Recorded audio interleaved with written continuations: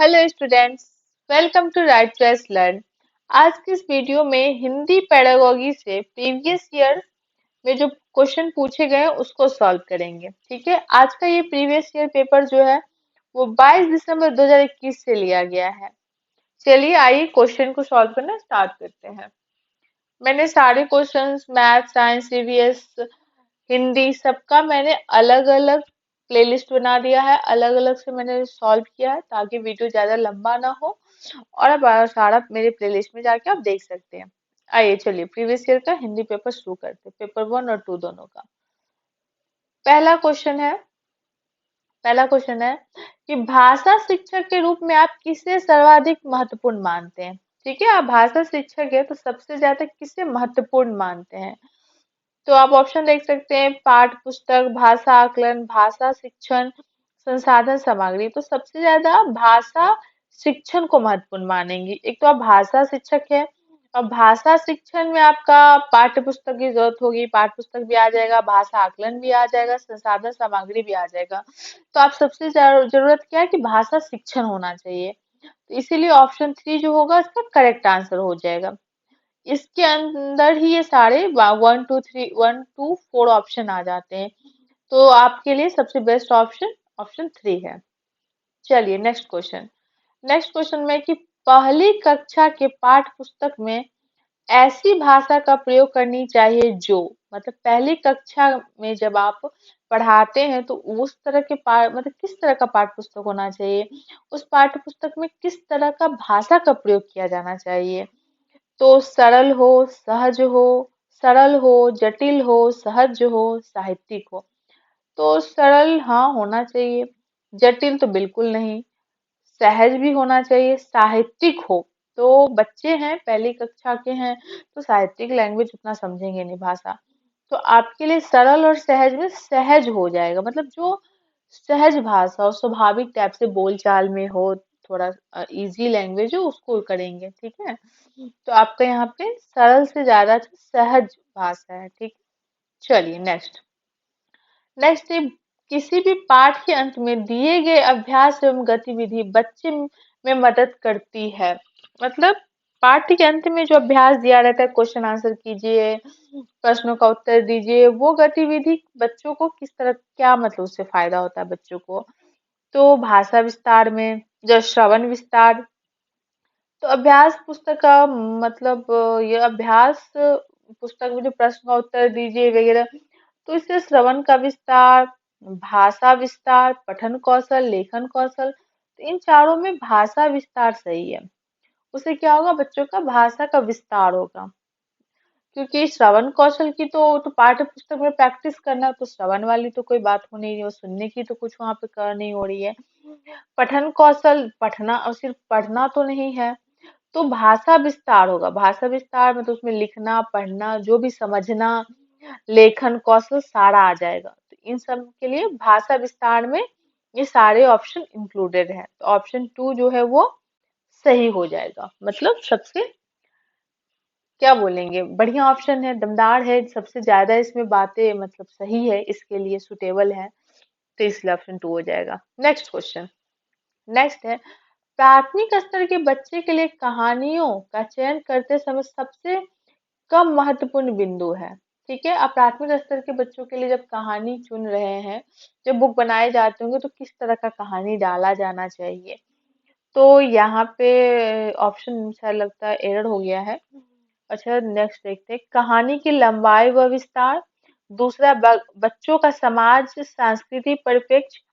इस बात का तो महत्व रखना चाहिए, मतलब इस सब बात का तो चयन में ध्यान रखना चाहिए कि बच्चा का समाज और सांस्कृतिक परिप्रेक्ष्य जो है वो क्या है, किससे जुड़ा हुआ है। होता है ना स्टोरी, उस तरह से हम देते हैं, राम से रामायण का अगर किसी का है, जो भी है स्टोरी वगैरह उसके कल्चर से देते हैं। ये तो सही है। बच्चों का अनुभव संसार, हाँ बच्चे जिसको सोच समझ सकते, कल्पना कर उनके जीवन से रिलेटेड हो, मछली का ही दे देते हैं पोएम वगैरह, वो मछली को देखते हैं, जो भी किसी तरह का, तो उनका अनुभव संसार से होना चाहिए। तो इसमें ऑप्शन 2 जो है ना वो सबसे कम महत्वपूर्ण हो जाता है, कहानी की लंबाई एवं विस्तार। कहानी का लंबाई और विस्तार मायने नहीं रखता, कहानी छोटा बड़ा सब चलेगा, मतलब इसमें ये नहीं कि बहुत लंबा कहानी होना चाहिए, बहुत छोटा होना चाहिए। इन चारों को देखते हुए ये दोनों ऑप्शन तो होना ही चाहिए, ये कम महत्वपूर्ण है। ठीक है, नेक्स्ट ऑप्शन 2 यहाँ से टिक करना है। इस बार का पैटर्न इस तरीके से था, यहाँ पे ऑप्शन था और ऑफलाइन एग्जाम होता था तब तो सीधे 4 ऑप्शन है, आपको बबलिंग करना है, लेकिन स्क्रीन पे पूरा आराम से खोल के आप देखेंगे, यहाँ पे इसको आपको टिक करना रहता है। नेक्स्ट, पढ़ने कुशल पढ़ने की कुशलता में सर्वाधिक महत्वपूर्ण है। थोड़ा सा एरर हो गया होगा टाइपिंग में। तो मतलब जब कोई बच्चा पढ़ता है या कोई भी पढ़ता है तो उसकी कुशलता में सबसे महत्वपूर्ण क्या है? लिपि ज्ञान, तेज गति, अर्थ या शब्द ज्ञान? तो सबसे महत्वपूर्ण क्या? अर्थ। मतलब हो सकता है अर्थ का कोई चीज अगर कोई पढ़ रहा है तो उसे सबसे ज्यादा उसमें महत्वपूर्ण हो जाए तो उसका अर्थ समझना। जैसे कोई चीज हम पढ़ते तो एक एक वर्ड का मीनिंग आ रहा हो जरूरी नहीं है, ठीक है। आपके पास शब्द ज्ञान बहुत है लेकिन आप उस चीज को अर्थ नहीं समझते हैं, अर्थ ही आपको नहीं पता, बस शब्द आ रहा है आपको। या लिपि का ज्ञान, हमें लिपि का ज्ञान बाद में भी हो सकता है या कुछ भी, लिपि का ज्ञान सब, अर्थ का ग्रहण सबसे इम्पोर्टेंट है। अर्थ आप समझ रहे हैं तो उसमें वो ज्यादा इम्पोर्टेंट है। ठीक है, लिपि का ज्ञान है, मान लीजिए हमें लिखने आता है कोई भी लैंग्वेज और हम मीनिंग नहीं समझते, हम देख के बस उतार लेते हैं, लिख लेते हैं कि हाँ तेलुगु लिख रहे हैं, उर्दू लिख रहे हैं, कोई भी लैंग्वेज लिख रहे हैं और मीनिंग नहीं समझ रहे हैं, तो फिर कोई फायदा नहीं है लिखने का। तो सबसे बेस्ट क्या है कि आपको सबसे पहले अर्थ आना चाहिए, फिर आप लिपि ज्ञान ये सब जो भी करना आप कर सकते हैं। तो अर्थ हो जाएगा। नेक्स्ट, जिन बच्चों को पढ़ने में कठिनाई होती है ये प्रभावित हो सकते हैं। कुछ बच्चों को पढ़ने में दिक्कत होता है तो वो किस चीज से प्रभावित होते हैं, उसको क्या कहते हैं? तो उसको डिसलेक्सिया कहते हैं। जिन बच्चों को पढ़ने में कठिनाई होती है उसको डिसलेक्सिया कहती है। ये चारों में से एक क्वेश्चन जरूर आएगा आपको हिंदी पैडागोजी में या इंग्लिश में। अफेजिया, आप जान लीजिए अफेजिया क्या है, ये बोलने का है, बोलने में दिक्कत जो है वो अफेजिया है। डिसकैलकुलिया क्या है? कैलकुलिया से याद रखिएगा, कैलकुलेट करना। कैलकुलेट क्या करते हैं? गणित में कठिनाई। ठीक है, गणित में कठिनाई। डिसलेक्सिया तो आपका हो गया पढ़ने में। तारे जमी पे जो आप मूवी देखे होंगे उसमें जो ईशान नाम का एक लड़का, उसको डिसलेक्सिया ही रहता है, उसको समझ में नहीं आ रहा होता है लेटर वेटर सब, कहीं पर डी बी स्मॉल मतलब अल्फाबेट वगैरह उसे समझने का दिक्कत था। डिस्ग्राफिया क्या है? लिखने से संबंधित, लिखने से संबंधित जिसको प्रॉब्लम है उसको डिस्ग्राफिया कहते हैं। ग्राफ, ग्राफ मतलब लिखना, ग्राफ टाइप से आप ग्राफ समझते होंगे। तो ग्राफिया जहाँ हो तो वहाँ पे आपका लिखने की बात आ जाती है। नेक्स्ट, भाषा आकलन का उद्देश्य नहीं है। भाषा को जो हम आकलन करते हैं किसी भी लैंग्वेज का तो उसका क्या उद्देश्य नहीं है? बच्चों को सीखने में मदद करना ये तो उद्देश्य है। आकलन हम इसीलिए करते हैं कि बच्चों को सीखने में मदद हो, कोई दिक्कत हो किसी भी प्रकार का तो हम सुधार कर सकें। बच्चों के सीखने के तरीके में बारे में जानना ये भी उद्देश्य होता है। आकलन हम इसलिए करते हैं, भाषा आकलन के बच्चे सीख रहे हैं कि नहीं और उन्हें समझ में आ रहा है कि उनको लिपि समझ में आ रहा है, लिखना आ रहा है, ये सब। बच्चों को उत्तीर्ण और अनुत्तीर्ण करना, मतलब बच्चों को पास और फेल करना हमारा उद्देश्य नहीं होता है भाषा आकलन का। तो ऑप्शन 3 जो वो सही हो जाएगा। बच्चों को अपनी गति से सीखने का अवसर देना, बाकी सारा पॉजिटिव ऑप्शन है, सब सही हो जाएगा। आपको ये जो है ऑप्शन 3 मतलब सही नहीं है। तो हमारा कभी भी आकलन का उद्देश्य सुधार करना होता है, हेल्प करना होता है, उनकी दिक्कतों को समझना होता है, उन्हें अवसर देना होता है। उन्हें पास फेल कर देने से क्या होगा, किसी को फेल कर दूसरों को थोड़ी सीख पाएगा, समझ पाएगा। तो आप उसको सीखने में मदद करने में, तो कहाँ सीख रहा है नहीं सीख रहा है, उनको और सीखने का अवसर देना, तो ये सब ऑप्शन सही है। तीनों ऑप्शन 3 जो हो जाएगा इसका सही आंसर हो जाएगा। नेक्स्ट, मन मस्तिष्क कौन सा समास है? मन मस्तिष्क जो है वो, अच्छा यहाँ पे टाइपिंग एरर हो गया है, द्वंद्व समास है। द्वंद्व समास, द्वंद्व समास आपको, सॉरी द्वंद्व समास आपको पता होगा, इसमें दोनों पद प्रधान होते हैं और यहाँ पे एक हाइफन होता है। जैसे दिन रात, दिन रात हाइफन होता है, माता पिता, ठीक है, तो ये द्वंद्व समास है। तो आप यहाँ से इसका सबसे अच्छा तरीका यही है पहचानने का कि बीच में हाइफन हो, तो आपका ये है जो द्वंद्व समास है। ऑप्शन 2 इसका सही आंसर हो जाएगा। ठीक है, द्विगु तो आपको पता होगा जिसमें क्या बोलते हैं, सबसे पहले संख्या हो, चौराहा हो गया, त्रिभुज हो गया, चतुर्भुज हो गया, ये सब। तो समास से क्वेश्चन आ सकता है, समास अलंकार इस सबसे आता है।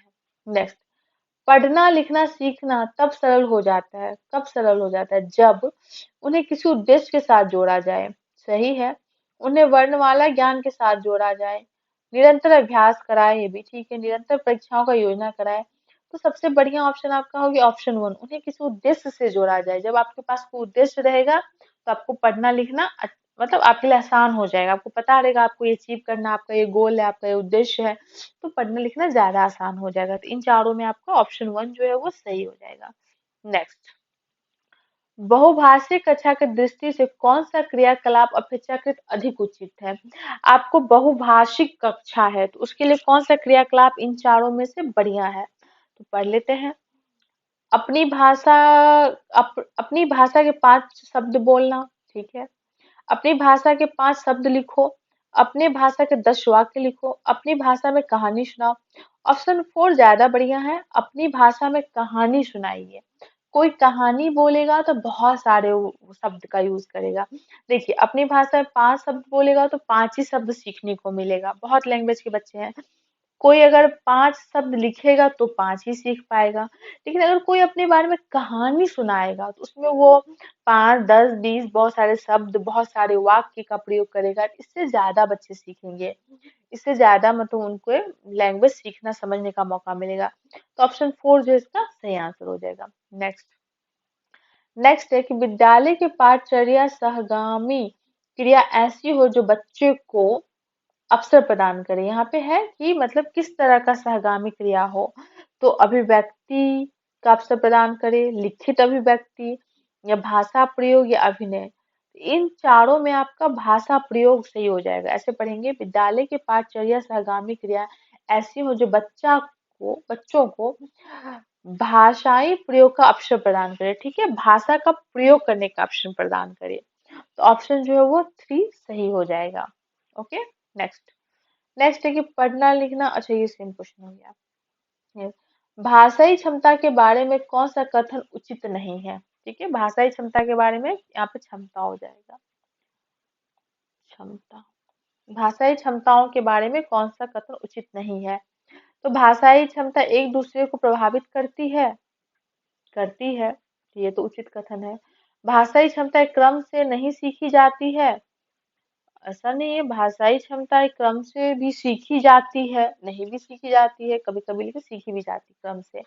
फिर भाषाई क्षमता एक क्रम से सीखी जाती है, तो भाषाई क्षमता क्रम से भी सीखी जाती है और नहीं भी, लेकिन आपको सिर्फ अगर ये लिखा हुआ है कि भाषाई क्षमता, अच्छा नेक्स्ट क्या, भाषाई क्षमता में समझ अंतर्निहित है, हाँ अंतर्निहित है समझ। ऑप्शन थ्री जो हो जाएगा इसका सही आंसर हो जाएगा कि भाषाई क्षमता जो है एक क्रम से सीखी जाती है। जरूरी नहीं कि क्रम से सीखा जाए, कभी आदमी लिखना पहले सीखता है, बोलना बाद में सीखता है, कभी बोलना लिखना, ठीक है। आप स्कूल में भले जाएंगे तो एक स्किल होता है कि पहले जो है हम वहाँ पे सुनना करते हैं, फिर बोलते हैं, फिर रीडिंग करते, फिर राइटिंग करते, LSRW जो चलता है,